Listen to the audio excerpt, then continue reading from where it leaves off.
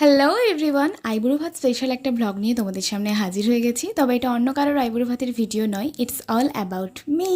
তো দেখতেই পাচ্ছ, মা খুব যত্ন করে আমার জন্য অনেক কিছু রান্না করেছে, আর বোন ভাই সবাই মিলে সেগুলো সুন্দর করে ডেকোরেট করে দিয়েছে। আর এই হলো আমার সেদিনকার লুক। যেটুকু যা করেছি সব আমিই করেছি। আর সেদিনকে আমি পরেছিলাম লাল সবুজ একটা গাদোয়াল শাড়ি। আমাদের এখানকার নিয়ম অনুযায়ী আইবুড়ো ভাতের দিনই মেয়েদের হাতে শাখা পরে নিতে হয়, তো সেই কারণে বড় বৌমনি আমাকে হাতে শাখা পলা বালাই সমস্ত কিছু পরিয়ে দিচ্ছিল। আর আইবুড়ো ভাতের অনুষ্ঠানের পর সন্ধ্যার দিকে ছোট্ট করে একটা মেহেন্দির অনুষ্ঠানও করা হয়েছিল। তো সেই কারণে আইবুড়ো ভাতের অনুষ্ঠানটা একটু তাড়াতাড়ি কমপ্লিট করা হয়েছিল, কারণ অলরেডি আমার মেহেন্দি আর্টিস্ট চলে এসেছিল।